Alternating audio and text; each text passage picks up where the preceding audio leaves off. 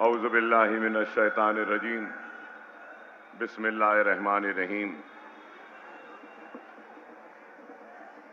सैनशीन पर तशरीफ फरमा हाफिज एजाज अहमद साहब,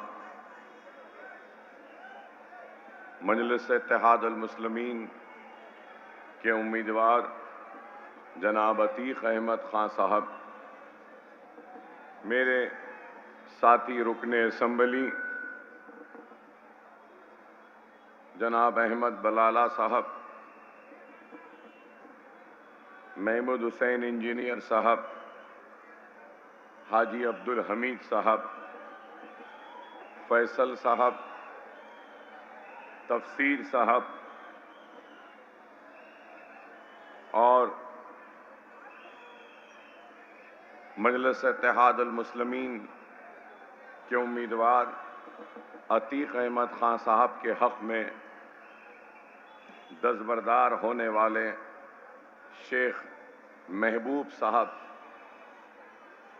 सुनने वाले बुजुर्गों, नौजवान साथियों और घरों में बैठकर सुनने वाली मेरी इज़्ज़त-ए-माब पर्दानशीन माँ और बहनों, इंतखाबात और इंतखाबी सरगर्मियां अपनी आखिरी मराहल में है। कल का एक दिन और परसों 5 बजे इंतखाबी सरगर्मियां अपने अख्ताम पर आएंगी और महाराष्ट्र की आवाम अपने पसंद के उम्मीदवार का इंतखाब करेगी और इस इंतखाब में कामयाब होने वाले अपने हलके के नुमाइंदे बनकर अपने हलके की आवाम के मसाइल की नुमाइंदगी करेंगे। और आपने भी इंतखाबी सरगर्मियों के आगाज से लेकर आज तक बहुत सारे कायदीन के तकारीरों को सुना, उनके ऐलानात को सुना, उनके तयख्खुनात को सुना, उनके वादों को सुना। आपने मजलिस इत्तेहाद अल मुस्लिमीन के कायदीन के तकारीर को भी सुना। मजलिस इत्तेहाद अल मुस्लिमीन के कायदीन ने आपके सामने जो रखना था खुल कर रखा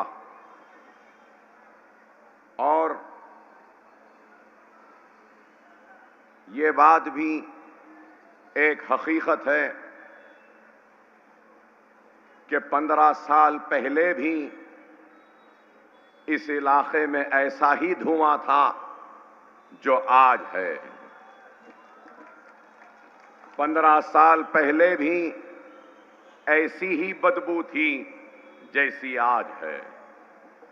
15 साल से मसाइब व मुश्किलात को झेलते हुए आप हर वक्त इस उम्मीद को मरने नहीं देते, इस तवक्को को मरने नहीं देते कि हमारी बस्तियों में भी खुशहाली आएगी, तरक्की आएगी, इस धुएं से आजादी मिलेगी, इस बदबू से आजादी मिलेगी, साफ शफाफ पानी पीने को मिलेगा और अच्छे टॉयलेट्स मिलेंगे, बच्चों को पढ़ने के लिए मदरसे मिलेंगे, स्कूल्स मिलेंगे, कॉलेजेस मिलेंगे और इर्रेगुलर जो बिल्डिंग है उनको रेगुलराइज किया जाएगा और हमारी बस्तियां भी तरक्की करेंगी और हमारी जिंदगियों में भी खुशहाली आएगी। तो सवाल ये है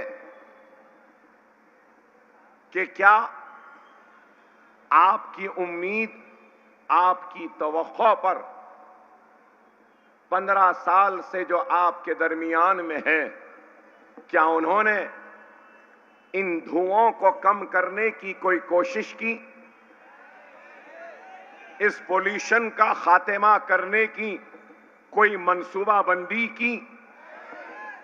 कचरा जो बरसा बरस से फेंका जा रहा है, इस कचरे के लिए कोई मंसूबा बनाया, कोई प्रोग्राम बनाया? इस कचरे को कम करने का कोई मंसूबा नहीं। इस कचरे के जरिए भी कुछ काम किया जा सकता था। क्या उसका काम के लिए कोई प्लानिंग की? क्या स्कूल और कॉलेजेस के लिए कुछ किया? तो सवाल यह है कि आज आपकी इतनी बड़ी तादाद में हमारे जलसों में शिरकत करना, हमारे सवालात का जवाब देना, इस बात की दलील है कि आप 15 साल की कारकर्दगी से, खिदमत से मुतमईन नहीं हैं। और आप की शमूलियत चीख कर चिल्ला कर कह रही है कि इस मर्तबा आप तब्दीली चाहते हैं, आप बदलाव चाहते हैं, आप इस धुएं का खात्मा चाहते हैं, आप इस पोल्यूशन को खत्म करना चाहते हैं, आप अपनी बस्तियों में खुशहाली लाना चाहते हैं, आप अपने नौजवानों को ड्रग्स की लानत से बचाना चाहते हैं, ड्रग्स को खत्म करना चाहते हैं, मदरसों और स्कूलों को अच्छा करना चाहते हैं, बीमारों के इलाज के लिए दवाखानों को बेहतर करना चाहते हैं, अपने चलने फिरने के लिए रोड्स को अच्छा करना चाहते हैं, अपनी इमारतें जो एक गरीब अपनी जिंदगी भर की मेहनत कमाई में से बचा बचा कर एक झोपड़ी, एक आशियाना जो बना लेता है, उस आशियाने को वो रेगुलराइज कराना चाहता है। आप क्या चाहते हैं? यही तो चाहते हैं। और हम अगर आए हैं तो किस लिए आए हैं? तब्दीली के जरिए एक काबिल, पढ़ा लिखा, आपका मुकामी शख्स को उम्मीदवार बनाया। और आपको यह भी बताऊं, 50% बच्चे गोवंडी में स्टंटेड हैं, माल न्यूट्रिशन का शिकार हैं, मतलब उनको ग़िज़ा तक नहीं मिल रही है।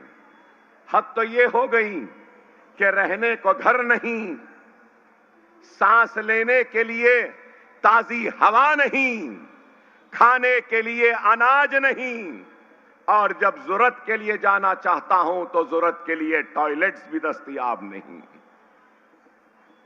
इससे बदतर हालात क्या हो सकते हैं? इतने बदतरीन हालात में मैं एक नहीं, 1000 नहीं, 1 करोड़ नहीं, हजारों करोड़ों लाखों करोड़ों सलाम करता हूं आपके सब्र को, आपके जज्बे को, कि इतने मसाइल फिर भी आप हैं। यहां गोवंडी में रिसर्च करने वालों ने रिसर्च किया और कहा कि यहां पर एक इंसान 40 बरस भी जिंदा नहीं रह सकता। अब आपके उम्मीदवार, आपके एमएलए साहब 70 बरस के हैं। काश के 15 बरस मुसलसिल आते तो रिसर्चर्स के सामने हम इनके लंग्स को भी रख देते और बताते कि जरा देखो इनके लंग्स का क्या हाल है। 70 बरस की उम्र तक पहुंचना, यहां रहने वाला 40 बरस भी जिंदा नहीं रह सकता। फेफड़े खराब हो जाते हैं, पोल्यूशन से, धुएं से, की गंदी फिजा से, बदबू से, लेकिन कोलाबा से आने वाला 70 बरस जीता है।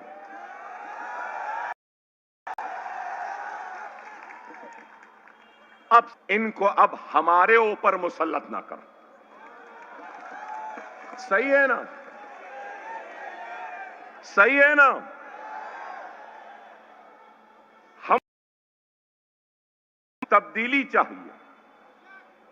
अब एक तरफ ये है तो एक और एक आए हैं पड़ोस से, और एक आए हैं पड़ोस से, घड़ी का निशान लेकर आए हैं।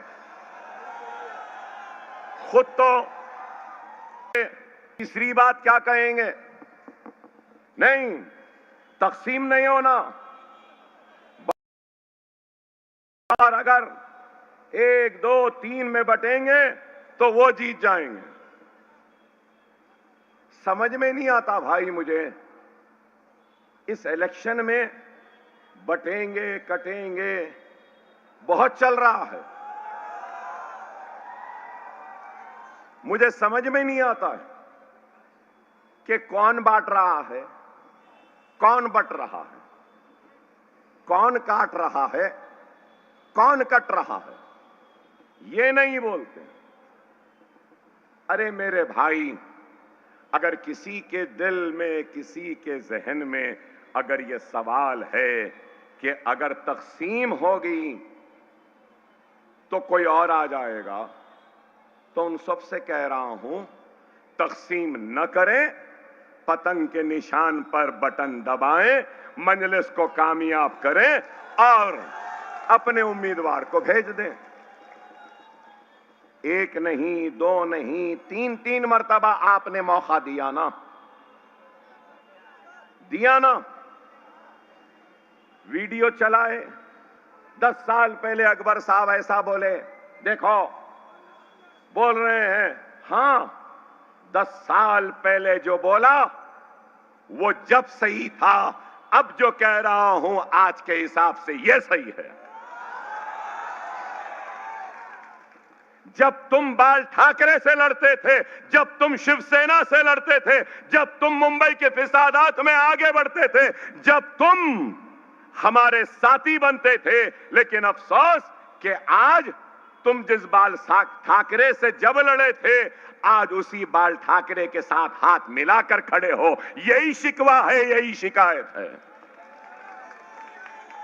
वो शिवसेना जिसने मुंबई के पुरअमन फिजाओं में नफरत की दीवारें खड़ी की और 1992 और 93 के फिसादात में इज्जतों को, इस्मतों को लूटा, आबरुओं को लूटा, आशियानों को खाक की ढेर बना दिया, बच्चों को ताड़ा और पोटा के नाम पे जेल में डाला।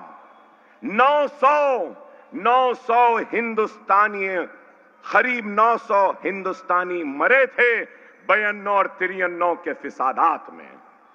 क्या बात गलत है मेरी? क्या श्री कृष्णा की रिपोर्ट में यह बात नहीं आई कि डायरेक्ट मुलव्वस थी? और आज आप उसी सेना से मिले हुए हैं, उसी ठाकरे के साथ हैं, और फिर कहते हैं मजलिस ऐसी, मजलिस वैसी। अरे मेरे भाई, याद रखो, जिस बेबाकी के साथ खुलकर आपकी तर्जुमानी मजलिस में हो सकती है ना, ऐसे खुलकर आपकी तर्जुमानी, आपके मसाइल को उठाना किसी भी जमात में नहीं होता। समाजवादी है तो नेताजी की इजाजत जरूरी है, अगर एनसीपी है तो पवार की इजाजत जरूरी है, अगर सेना है तो ठाकरे की इजाजत जरूरी है, अगर कांग्रेस है तो गांधी की इजाजत की जरूरी है, अगर मजलिस है तो किसी की इजाजत की जरूरत नहीं है, खुल के बोल सकते हैं, बेटोक बोल सकते हैं। यही फर्क है। खुदारा समझो, समझो मेरे भाई, आज हिंदुस्तान में हर किसी की आवाज है। रेड्डी की आवाज है, राव की आवाज है, वेलमा की आवाज है, कापू की आवाज है, कम्मा की आवाज है, लिंगयात की आवाज है, यादवों की आवाज है। यहां पर हर किसी की आवाज है। वीर सावरकर की आवाज है तो गोलवारकर की आइडियोलॉजी और सोच की आवाज है, तो फिर श्यामा प्रसाद मुखर्जी की सोच की आवाज है, तो कार्ल मार्क्स मार्क्सिज्म और जो कम्युनिस्ट होते हैं उनकी आवाज है। अरे इस सियासी शोरगुल में अगर किसी की आवाज नहीं तो आपकी और मेरी, हमारी आवाज नहीं। जब तक हमारी आवाज नहीं, हमारा इत्तेहाद नहीं, जब तक हमारी मरकजियत नहीं, हमारे नुमाइंदे ऐवानों में नहीं, जब तक हमारे मसाइल पे कोई मुतवज्जो नहीं होता मेरे भाई। आज आप देखो, मैं 6 वक्त का एमएलए हूं, 6 वक्त, मगर आपके सामने खड़े होकर कह रहा हूं, अब मेरी उम्र 52 साल है, 52 है, 70 से पहले मैं भी छोड़ दूंगा भाई। मैं 70 में आया, चलना नहीं आ रहा, ठसके ले रहा हूं, हौले शौले बातें कर रहा हूं, उस नौबत तक नहीं आऊंगा, मैं हट जाऊंगा और एक काबिल, जोशमंद, होशमंद, संजीदा, मिल्लत का दर्द रखने वाले नौजवान को अपने कुर्सी पे बिठाकर मिल्लत की भागोदौड़ उसके हाथ पे देकर जाऊंगा। ये है, ये सोच होनी चाहिए, ये फिक्र होनी चाहिए। हर एक को जाना है, लेकिन जाने से पहले सबसे बड़ी जिम्मेदारी होती है कि महफूज हाथों की तलाश, नेक और इखलास से भरे जज्बे की तलाश, नेक नियती शख्स की तलाश, सबको साथ लेके चलने वाले की तलाश, दरगुजर कर कर चलने वाले की तलाश, गरीब के दर्द को अपना दर्द समझने वाले की तलाश और गरीबों के लिए जीने व मरने का जज्बा रखने वाले की तलाश, ये रहती है। लेकिन आज इख्तिदार का इतना हवस, इतनी ख्वाहिश के पैर खबरों में है, उम्र ऐसी जगह पर पहुंच गई कि ना मालूम कि कब अल्लाह से बुलावा आ जाए, लेकिन मरते मरते भी कुर्सी पे बैठना चाहते हैं, मरते मरते भी कुर्सी को छोड़ना नहीं चाहते। मैं वैसा नहीं हूं, मैं वैसा नहीं हूं। हार और जीत अल्लाह के हाथ है। पूरे इखलास से काम करो, मैं अपने उम्मीदवार से कहूंगा, पूरे खुलूस से काम करो, पूरी दियानतदारी से काम करो, पूरी ईमानदारी से काम करो। इन गरीबों के दुख को समझो। लोगों ने इन गरीबों को हसीन ख्वाब दिखाए, हथेली में जन्नत दिखाए।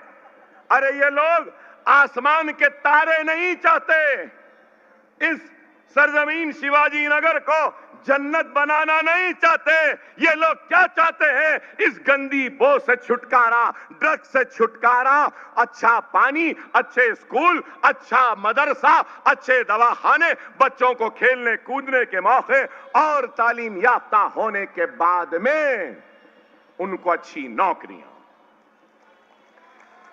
यही काम करो।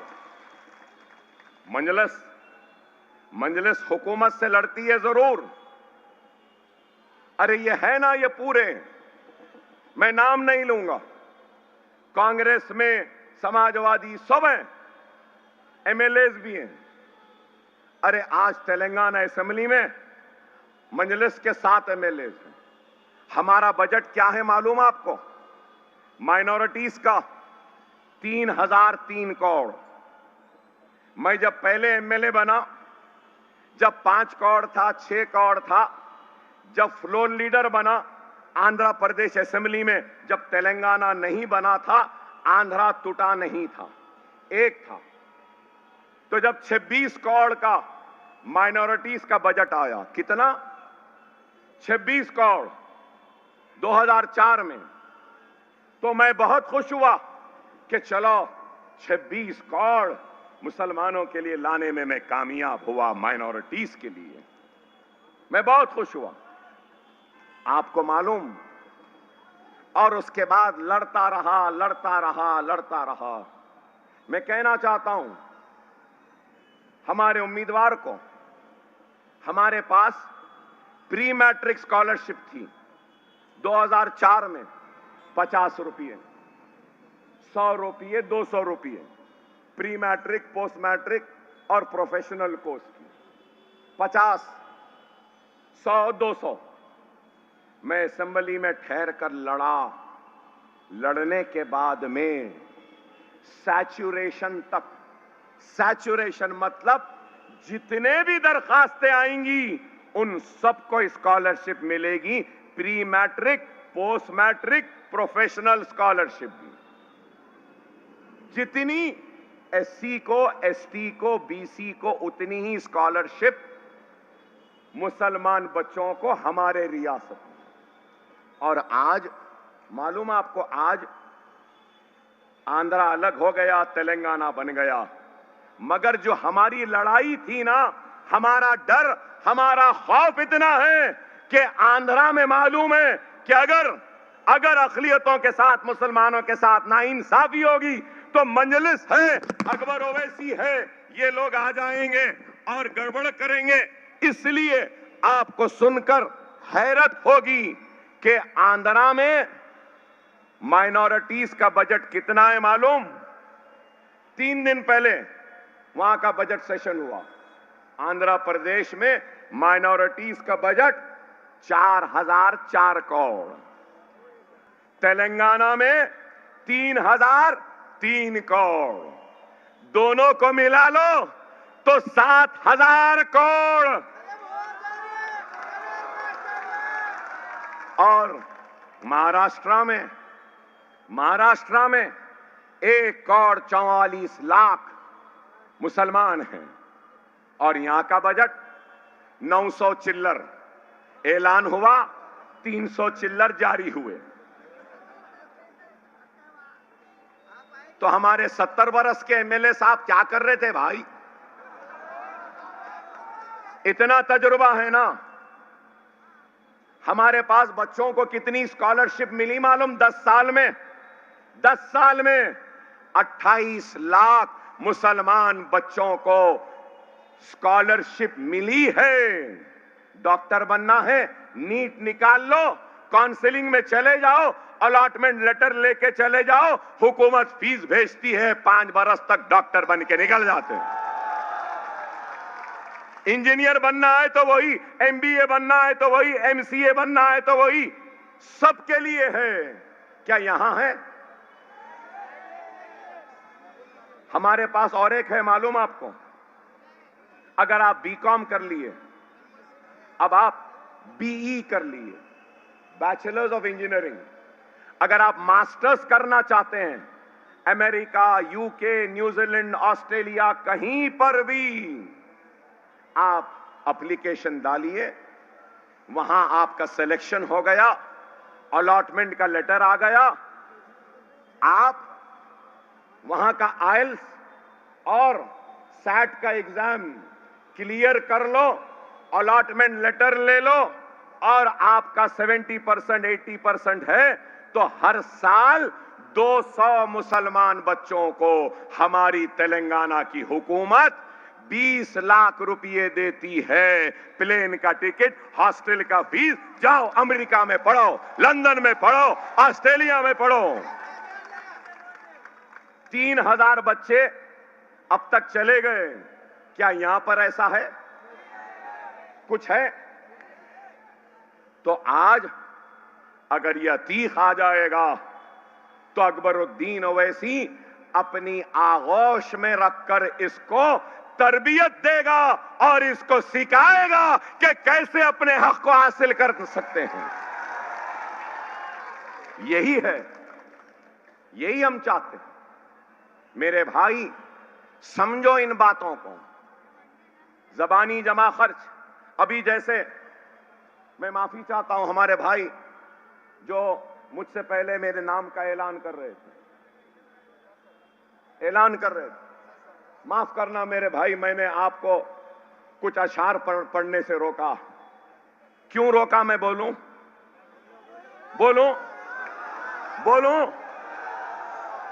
गोवंडी की आवाम 15 बरस से 2 चीजों से बेजार हो गई है, एक मुशायरों से और दूसरा खस्मों से। सही है ना? बात करे कि अशार अशार अशार अशार, उसके बाद कसम है खुदा की, कसम है खुदा की, कसम है खुदा। इसलिए भाई, मजलिस को मुशायरा करना नहीं आता, झूठे खस्मे खाना नहीं आता, हम सिर्फ काम करेंगे और दियानतदारी के साथ आपके दरमियान में रहेंगे। इसलिए मैंने नहीं बोला। माफ करना भाई, कुछ ख्याल ना करें। अरे भाई, अपने मसाइल को देखो, खुदा के लिए समझो। आज ये मुल्क कहां जा रहा है, किधर जा रहा है? अगर हम मुनज़्ज़म नहीं होंगे, मुत्तहिद नहीं होंगे, एक मरकज़ सियासी पे जमा नहीं होंगे, तो फिर हमारी दास्तान भी नहीं रहेगी। याद रख लो, आज पूरे तैयारी के साथ, सरोसामानी के साथ आज आ रहे हैं लोग, हमको कमजोर करने के मंसूबों को लेके, इरादों को लेकर, साजिशों को लेकर। खुदारा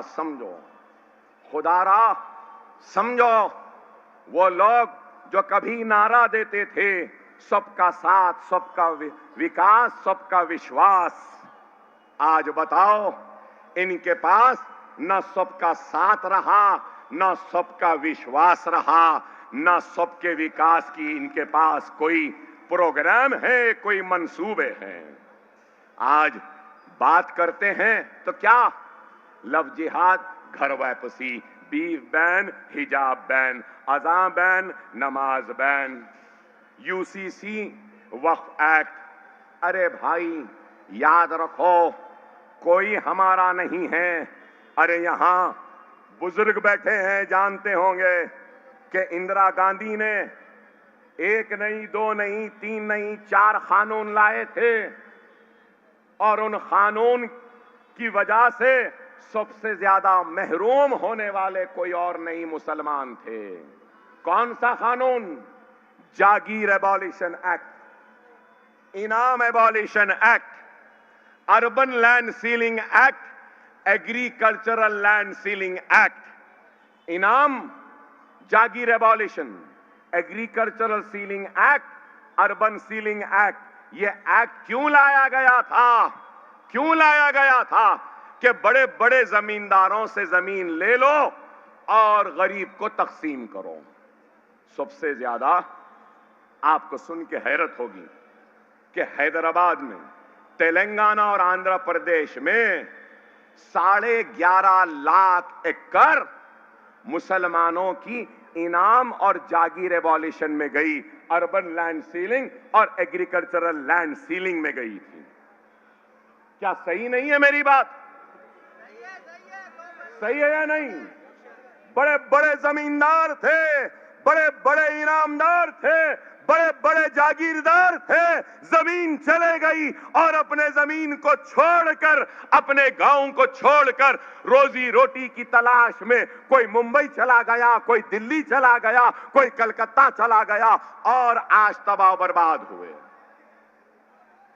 बची कुची जमीन वक्फ की थी, वक्फ की थी, तो अब वक्फ की जमीन को हड़पने का काम शुरू हो गया। वक्फ बाय यूजर मतलब ये नमाज हो रही है तो मुस्लिम वक्फ, पूजा हो रही है तो हिंदू एंडोमेंट, ये वक्फ बाय यूजर है। तो वक्फ बाय यूजर को निकाल रहे हैं और कह रहे हैं कि कागजात लाओ, रजिस्टर्ड डॉक्यूमेंट लाओ। कई मसाजिदों में, कई दरगाहों में, कई खानखाहों में कागज नहीं है मगर बरसा बरस से है, तो क्या वो सब छीन लेंगे? मगर इनका मंसूबा है छीनना। यूनिफॉर्म सिविल कोड, शरीयत का खात्मा। अरे मेरे भाई, आप गौर करो, यूनिफॉर्म सिविल कोड की जरूरत नहीं है, यूनिफॉर्म सोच की जरूरत है, यूनिफॉर्म समझ की जरूरत है, यूनिफॉर्म डेवलपमेंट की जरूरत है, यूनिफॉर्म जस्टिस की जरूरत है, यूनिफॉर्म इंसाफ की जरूरत है।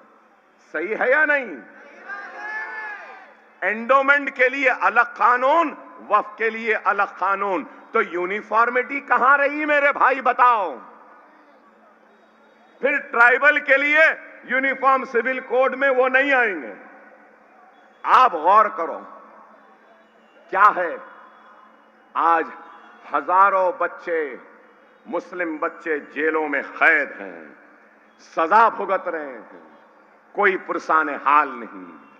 खुदारा समझो, अरे मंजलिस पे इल्जाम लगाते हो, सीए एनआरसी हुआ तो सबसे पहले किसने आवाज उठाई? यूएपीए का हुआ पार्लियामेंट में तो सबसे पहले किसने आवाज उठाई? मजलिस ने आवाज उठाई। यूनिफॉर्म सिविल कोड की बात हुई तो किसने आवाज उठाई? मजलिस ने उठाई। अब आज वक्फ का कानून आ रहा है तो कौन आवाज उठा रहा है? चलो ये छोड़ दो, बुलडोजर की सियासत और बुलडोजर के जरिए इंसाफ करने की ये जो पहल की, कोशिश की, बुलडोजरों को ले जाकर मध्य प्रदेश में घर गिरा दिए, बुलडोजर्स को ले जाकर दिल्ली में मस्जिद को शहीद कर दिए, बुलडोजर को ले जाकर यूपी के कई शहरों में, गांवों में मदरसों को और घरों को गिरा दिए। उस पे आवाज कौन उठाए? बैरिस्टर असदुद्दीन ओवैसी ने आवाज उठाए और क्या बोले कि अगर कोई मुजरिम है, गुनहगार है, खताकार है तो उसको सजा देने का हक हुकूमत को नहीं है, सजा देने का हक अदालत को है, जज को है, कानून को है। सही है ना? वो चीफ मिनिस्टर है तो कानून अपने हाथ में ले लेंगे, वो हुक्मरान है तो कानून अपने हाथ में ले लेंगे। मैं एमएलए हूं तो कानून अपने हाथ में ले लूं? नहीं, नहीं ले सकते। अब आज सुप्रीम कोर्ट ने क्या कहा 3 दिन पहले कि हुकूमतों को, लीडरों को और दूसरों को कोई हक नहीं है बुलडोजर ले जाकर घर गिराने का। अगर गिराना है तो नोटिस दो, जवाब दो, वीडियोग्राफी करो, मुकदमे को अदालत में लाओ और अदालत का काम कोई और नहीं करेगा, अदालत करेगी। वही बात जो मजलिस ने कही वो अदालत ने कहा। तो क्या ये सही नहीं है? अरे आप गौर करो मेरे भाई, खुदारा वक्त और हालात की नजाकत को समझो, वक्त और हालात की नजाकत को समझो, मुनज़्ज़म हो जाओ, मुत्तहिद हो जाओ। मैं नौजवानों के जज्बे की कदर करता हूं, आपके जुनून की कदर करता हूं, आपकी चाहत की कदर करता हूं, आपकी मांग की भी कदर करता हूं, लेकिन याद रखो अकबरुद्दीन ओवैसी अपनी कौम को मुत्तहिद करने के लिए निकला है। मैं तुम्हारा खिलौना बनने तैयार हूं, लेकिन दूसरों का हथियार बनने तैयार नहीं हूं।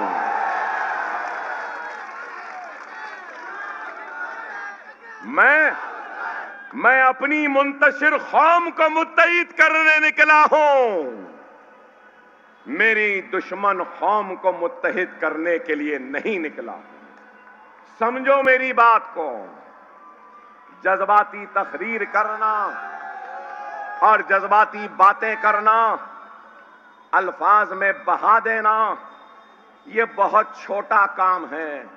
मैं तो माहिर हूं और दुनिया जानती है अकबरुद्दीन ओवैसी जब बोलने लगता है तो मेरी आतिशनुमाई का कोई मुकाबला नहीं कर सकता।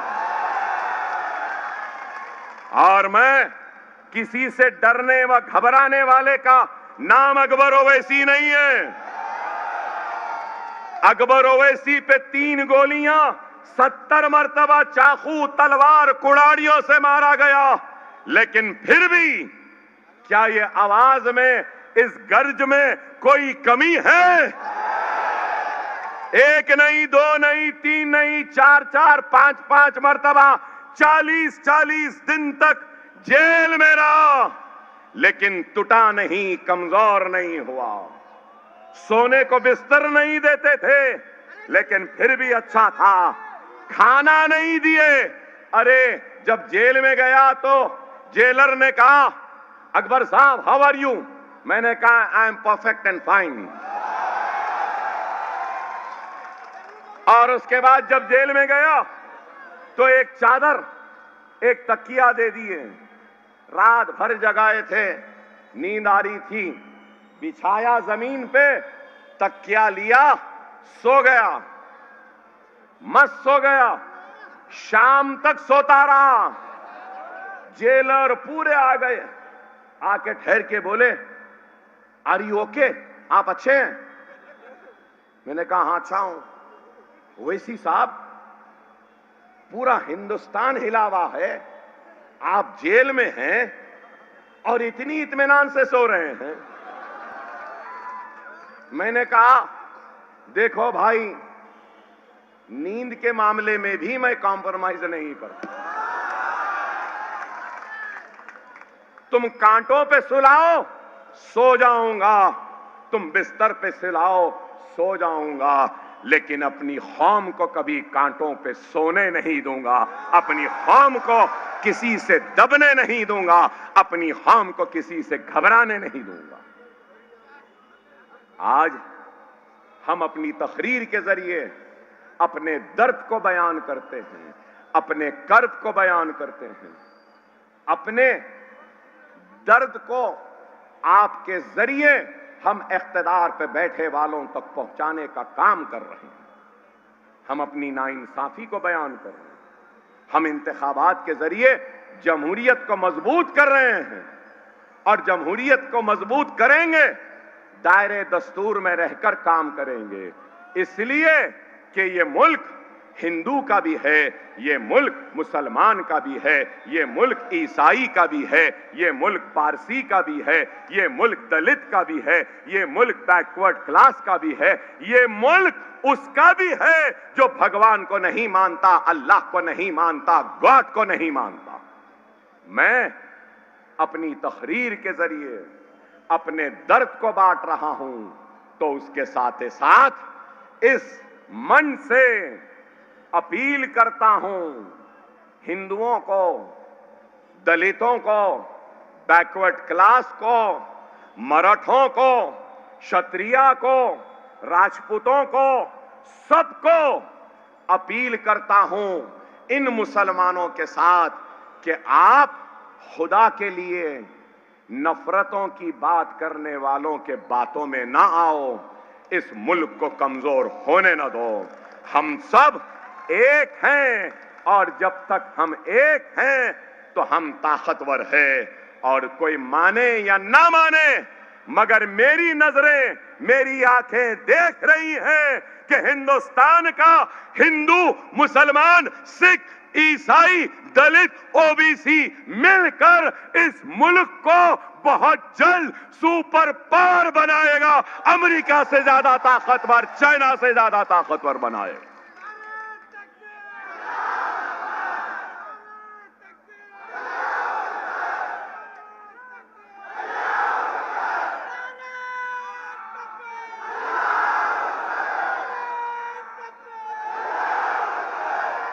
देखो देखने वालों देख लो, देखो देखने वालों देख लो, सुनने वालों सुन लो कि मुसलमान इस मुल्क से कितनी मोहब्बत करता है, मुसलमान अपने हिंदुस्तानी हिंदू से कितनी मोहब्बत करता है, ईसाई से कितनी मोहब्बत करता है, सिख से कितनी मोहब्बत करता है। कि हिंदुस्तान के सुपर पावर की मैंने बात की तो ये लोग नारे लगाने लगे।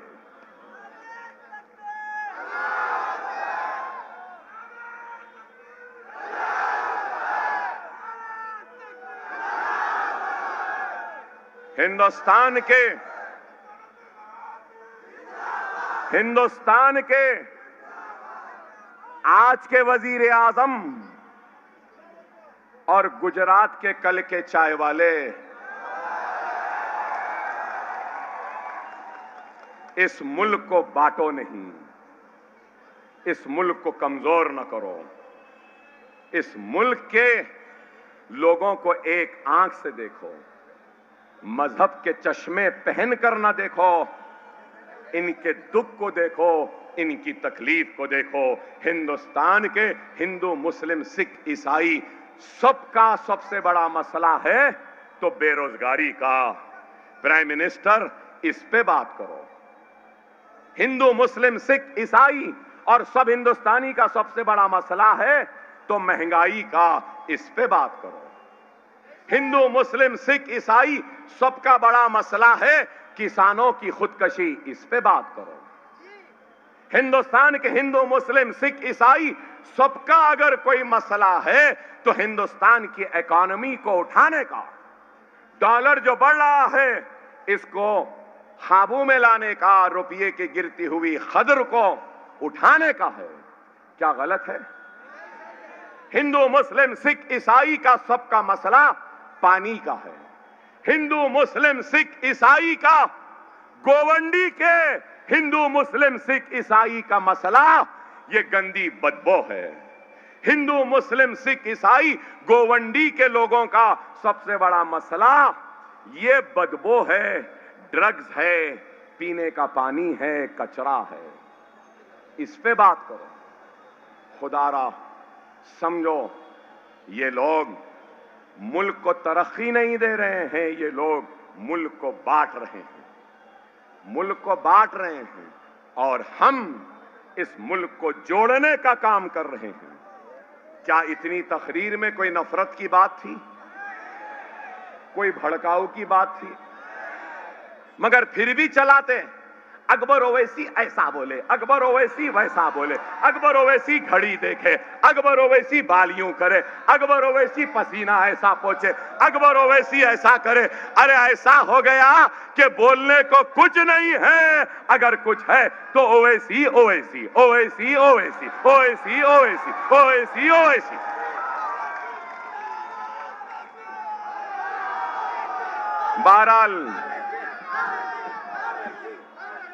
बहरहाल वक्त नाजुक है, लम्हों ने खता की थी, सदियों ने सजा पाई है।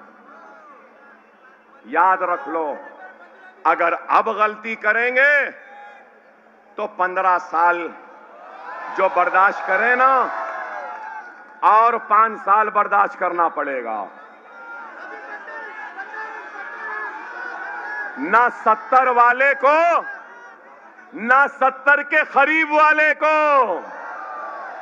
आपका वोट सिर्फ पतंग पतंग पतंग पतंग पतंग को रहेगा। नारे तकबीर, नारे तकबीर, नारे तकबीर। हिंदुस्तान, भारत इंडिया, मजलिस इत्तेहादुल मुस्लिमीन, बैरिस्टर असदुद्दीन ओवैसी।